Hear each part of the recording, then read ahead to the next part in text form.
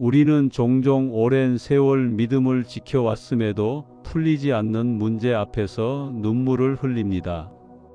십자가를 붙잡고 기도했는데도 응답이 지체될 때, 무릎으로 예배당을 지켜왔는데도 병이 떠나지 않을 때 마음은 흔들립니다.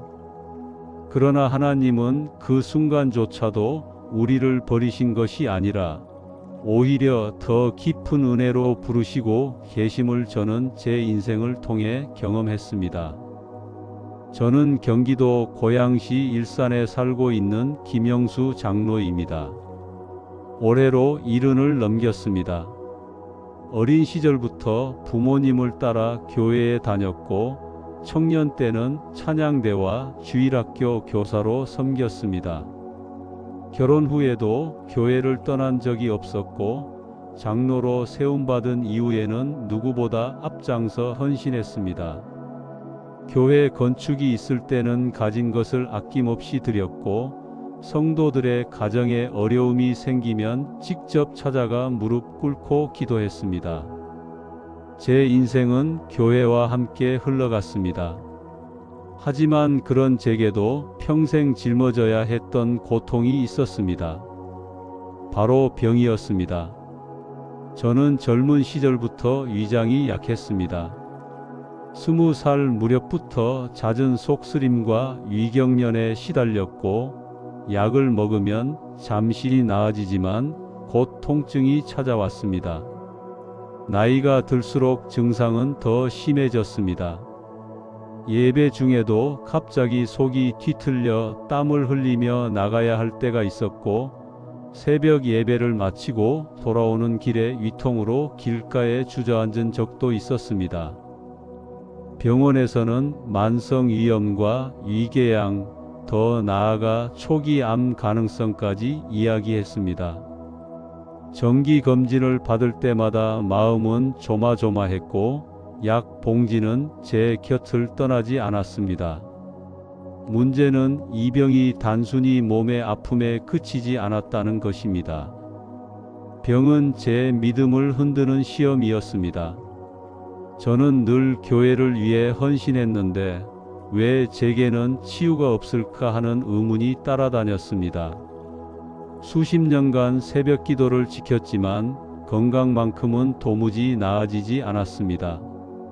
기도할 때 순간 위로는 있었으나 통증은 다시 돌아왔습니다. 제 입술에는 점점 원망이 쌓였습니다. 하나님, 제가 이렇게 섬기는데 왜 고쳐주시지 않습니까? 왜 제 기도는 응답되지 않습니까? 고양시 아파트 단지의 이웃들은 저를 존경의 눈으로 보았습니다. 교회 장로로서 성실히 살아가는 제 모습을 인정해 주었지만 정작 제 안에는 남모를 갈등이 깊이 자리했습니다.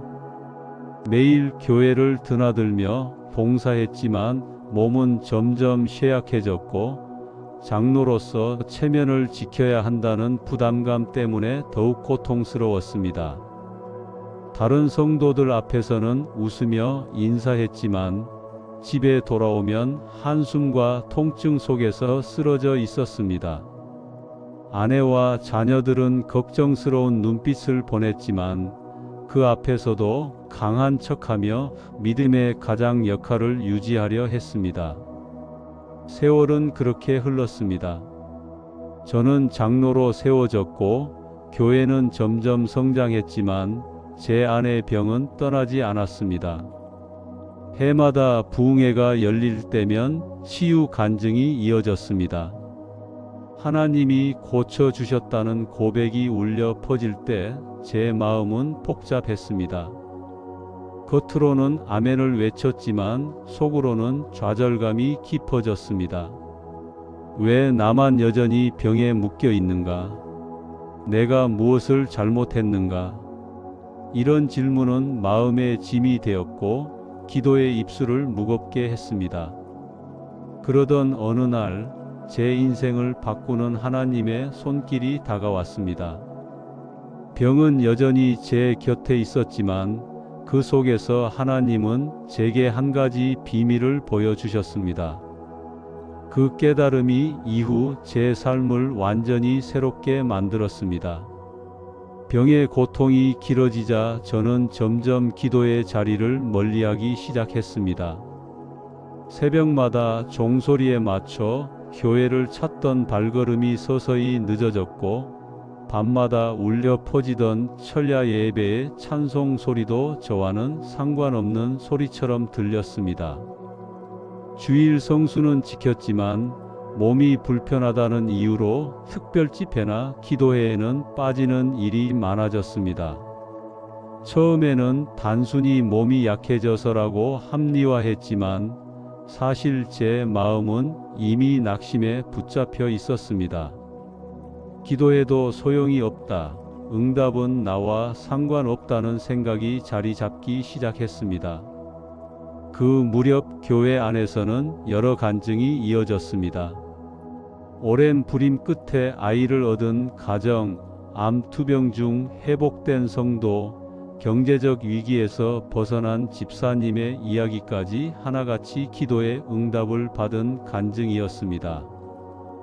저는 겉으로는 아멘을 외쳤지만 속으로는 점점 무너졌습니다. 왜 나에게는 그런 기적이 일어나지 않는가?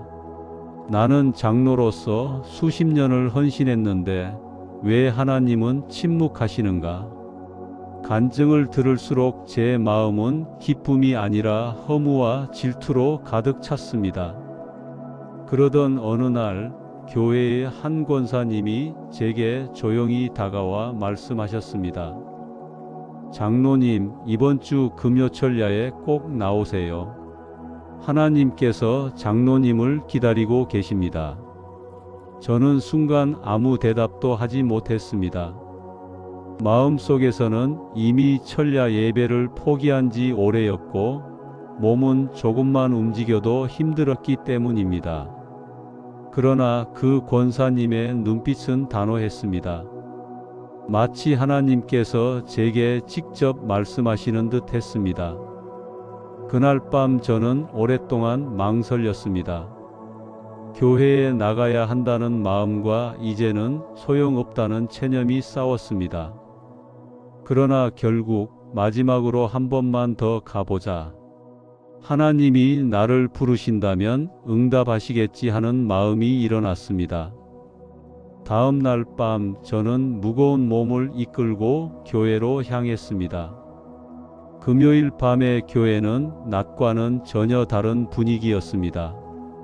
불이 꺼진 마을 골목을 지나 교회 문을 열자 따뜻한 난로 불빛과 함께 성도들의 기도 소리가 울려 퍼졌습니다. 찬양대의 화려한 반주도 웅장한 설교도 없었지만 눈물로 무릎 꿇은 성도들의 모습이 제 마음을 치기 시작했습니다. 교회 안 가득한 기도의 열기는 마치 다른 세상 같았습니다. 저는 맨 뒷자리에 앉아 한동안 그 모습을 지켜보았습니다. 그러나 곧 제 눈가에도 눈물이 고였습니다. 오랫동안 붙잡지 못했던 기도의 자리에 다시 앉아 있다는 사실만으로도 가슴이 벅찼습니다. 허리와 위장은 여전히 불편했지만 제 마음은 오랜만에 뜨겁게 뛰기 시작했습니다. 그날 밤 저는 다시 무릎을 꿇었습니다. 처음에는 입술이 떨어지지 않았습니다. 무엇을 기도해야 할지 몰랐습니다. 그러나 시간이 흐르면서 제 입에서는 자연스럽게 주여라는 고백이 흘러나왔습니다. 그 한마디는 지난 세월 동안 쌓였던 모든 원망과 체념을 뚫고 흘러나온 외침이었습니다. 기도는 계속 이어졌습니다. 성도들의 기도 소리는 마치 파도처럼 밀려왔다가 다시 잦아드는 것 같았습니다. 어떤 이들은 큰 소리로 통곡했고 어떤 이들은 속삭이듯 주님을 찾았습니다. 그 모든 기도의 울음과 간구가 하나 되어 하늘로 올라가는 것 같았습니다. 저는 그 소리에 둘러싸여 마치 거대한 강물 속에 들어와 있는 듯 했습니다. 그 그동안 제 마음을 짓누르던 돌덩이가 조금씩 흘러내려 가는 것을 느꼈습니다. 시간이 깊어 새벽을 향해 가고 있었습니다.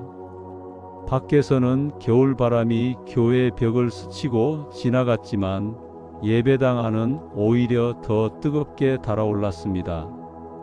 제 무릎은 시큰거렸고 허리는 여전히 무거웠지만 기도의 불길은 제 안에서 타오르기 시작했습니다. 저는 깨달았습니다. 하나님은 병을 먼저 고쳐주시는 분이 아니라 병으로 무너진 제 마음을 다시 세우시는 분이라는 사실을 말입니다. 철야기도에 다시 발걸음을 옮긴 이후 저는 매주 금요일마다 교회를 찾기 시작했습니다. 그러나 솔직히 말하자면 처음 몇 주는 큰 변화를 경험하지 못했습니다. 교회 안은 여전히 뜨거웠고 성도들은 눈물로 기도했지만 제 몸은 여전히 불편했습니다. 무릎은 오래 꿇을 수 없었고 위장은 여전히 뒤틀리듯 아팠습니다. 기도에 집중하려 하면 통증이 밀려왔고 입술을 열면 눈물이 나오기보다 짜증이 먼저 올라왔습니다. 하나님, 제가 이렇게 나와 있는데 왜 아무런 응답이 없습니까? 제 마음속의 원망은 오히려 더 커졌습니다. 특히 철야기도 중반쯤 교회 불빛이 꺼지고 조용히 묵상하는 시간이 되면 제 안에 두려움이 더 크게 다가왔습니다. 다른 성도들은 간절히 하나님께 부르짖고 있는데 저는 여전히 제 아픔만 바라보며 신음하고 있었습니다. 같은 자리에 있지만 다른 세계에 속한 듯한 고립감이 몰려왔습니다. 몸은 교회 안에 있었지만 마음은 여전히 응답받지 못한 채 허공을 헤매고 있었습니다. 그런 상태가 몇 주 이어졌습니다. 그런데 어느 날 목사님이 철야 설교에서 이런 말씀을 하셨습니다. 하나님은 우리의 문제를 당장 해결하는 분이 아니라 문제 속에서 우리를 빚으시는 분이십니다. 응답이 없는 것이 아니라 더 큰 응답을 준비하시는 것입니다. 그 말씀이 제 가슴을 깊이 찔렀습니다. 저는 그동안 기도를 하면서도 하나님께 제 뜻을 관철시키려 했습니다. 병을 고쳐달라, 통증을 없애달라, 응답을 보여달라. 그러나 정작 제 마음은 하나님께 온전히 순종하지 않았던 것입니다. 그날 밤 저는 오랫동안 기도 자리에서 움직이지 못했습니다. 기도는 간구였지만 실상은 요구와 불평이었다는 사실을 깨달았습니다. 저는 그 자리에서 무릎 꿇고 회개했습니다. 하나님, 제가 잘못했습니다. 제 뜻대로 되지 않는다고 원망하고 제 헌신이 보상받지 않는다고 불평했습니다. 주님, 제 마음부터 고쳐 주옵소서. 눈물이 쏟아지기 시작했습니다. 그동안 병의 고통 때문에 흘리지 못했던 눈물이 아니라 마음 깊은 곳에서 솟아난 회개의 눈물이었습니다. 그 순간 기도의 방향이 바뀌었습니다. 이전까지는 병의 치유만을 구했다면 이제는 하나님, 제 삶을 주님께 맡깁니다. 병이 있든 없든 주님의 뜻대로 하소서라고 고백하기 시작했습니다. 신기하게도 통증은 여전히 있었지만 마음은 전보다 훨씬 가벼워졌습니다. 하나님이 내 삶을 다스리고 계신다는 믿음이 심령 깊숙이 자리 잡기 시작한 것입니다. 철야기도는 계속되었습니다. 성도들의 기도 소리는 파도처럼 일었다가 잦아들었고 그 속에서 제 마음도 함께 흔들렸습니다.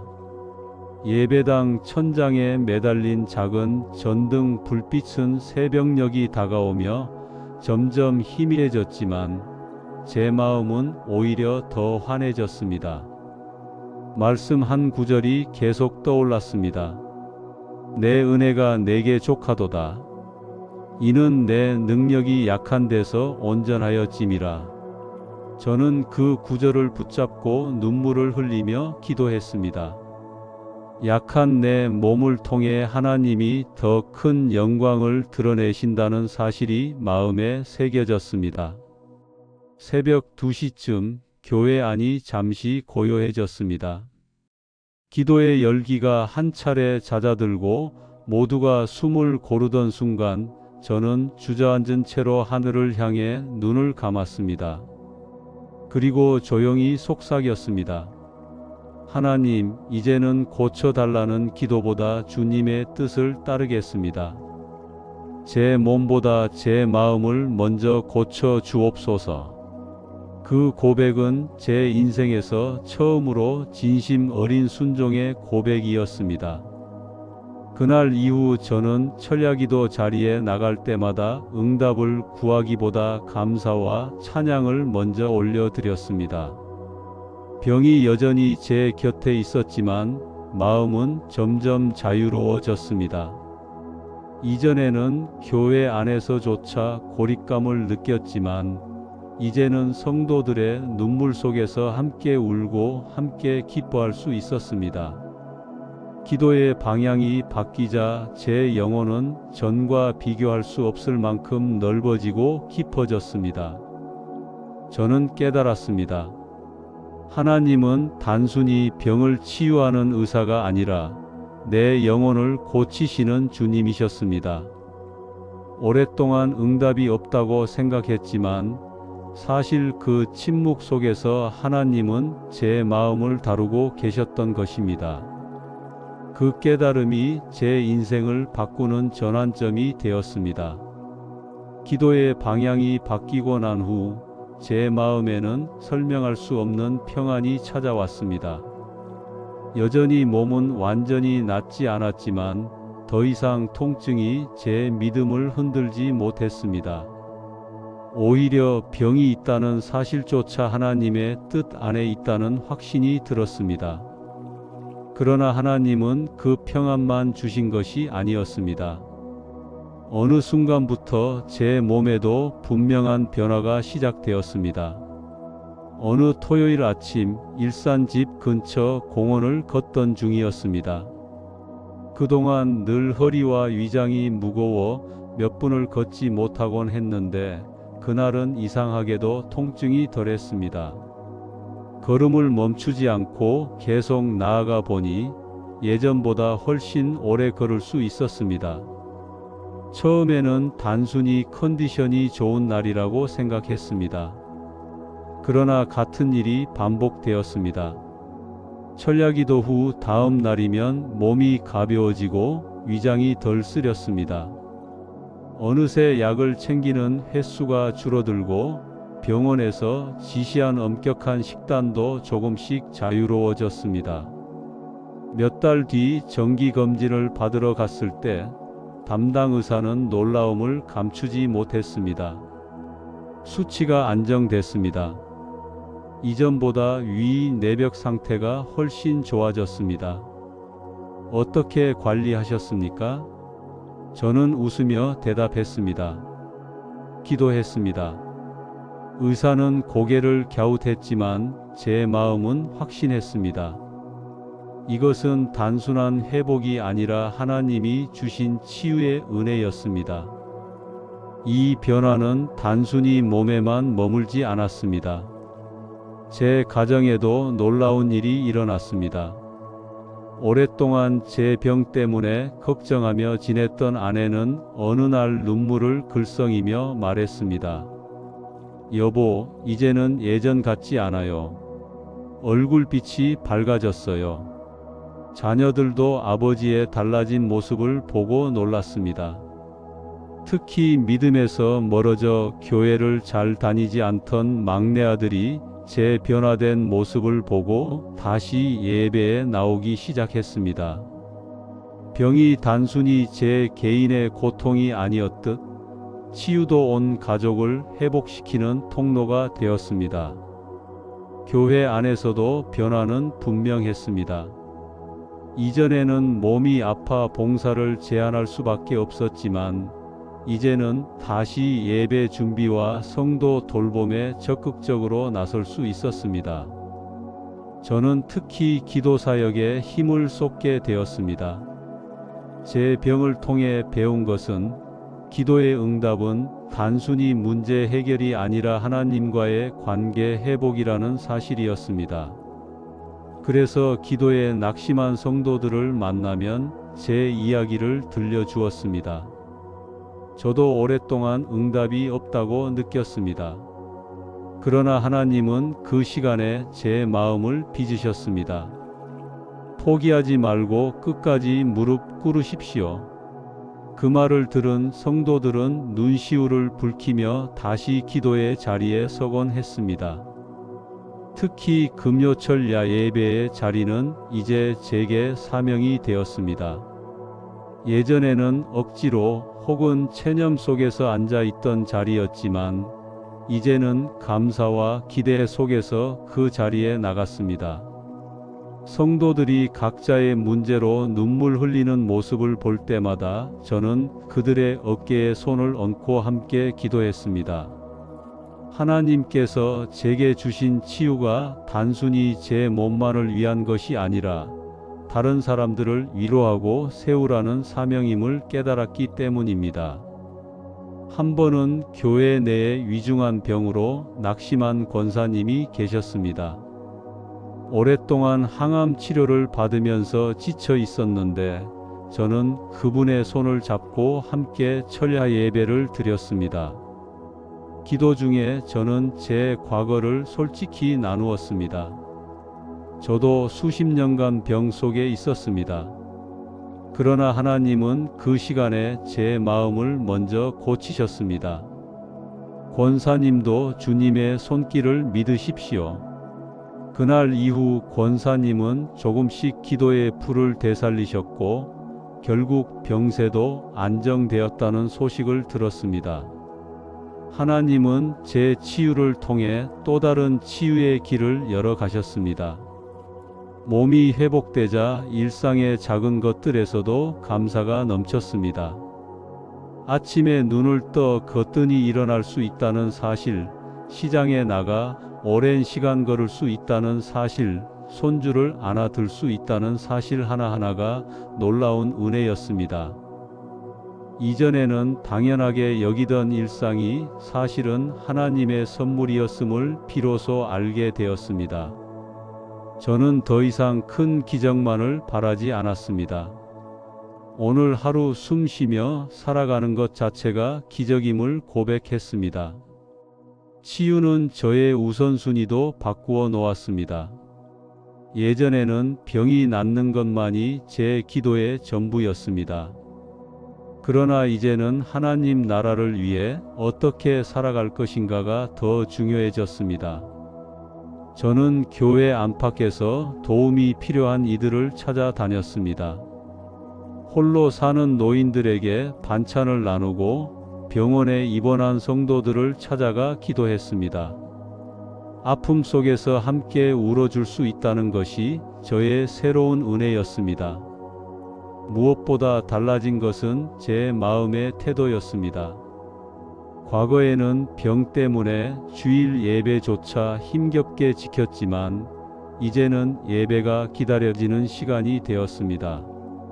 찬양을 부를 때면 눈물이 흐르고 설교 말씀 하나하나가 제 삶에 새겨졌습니다. 병이 떠난 것이 중요한 것이 아니라 병 속에서 주님을 더 깊이 만난 것이 진정한 치유였습니다. 저는 지금도 완벽히 건강하다고 말할 수는 없습니다. 나이든 몸에는 여전히 약함이 남아 있습니다. 그러나 그것이 제게 더 이상 짐이 되지 않습니다. 하나님이 제 약함을 통해 역사하신다는 것을 알기 때문입니다. 사도 바울의 고백처럼 내가 약할 그때에 곧 강함이라는 말씀이 제 삶의 실제가 되었습니다. 저는 더 이상 병을 두려워하지 않습니다. 오히려 그 병을 통해 더 깊은 은혜와 사명을 발견했기 때문입니다. 이제 저는 간증할 수 있습니다.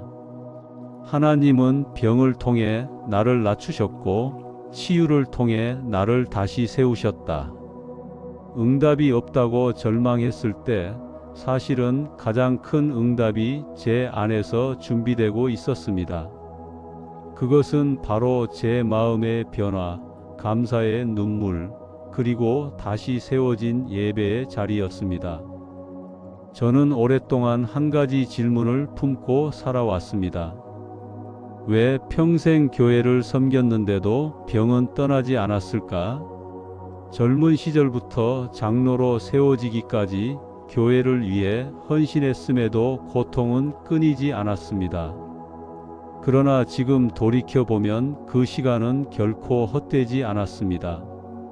하나님은 제 병을 통해 저를 낮추셨고 저의 신앙을 더 깊이 빚으셨습니다. 병이 떠나지 않은 이유는 단순한 저주의 결과가 아니라 하나님의 더 큰 계획 속에 있었습니다.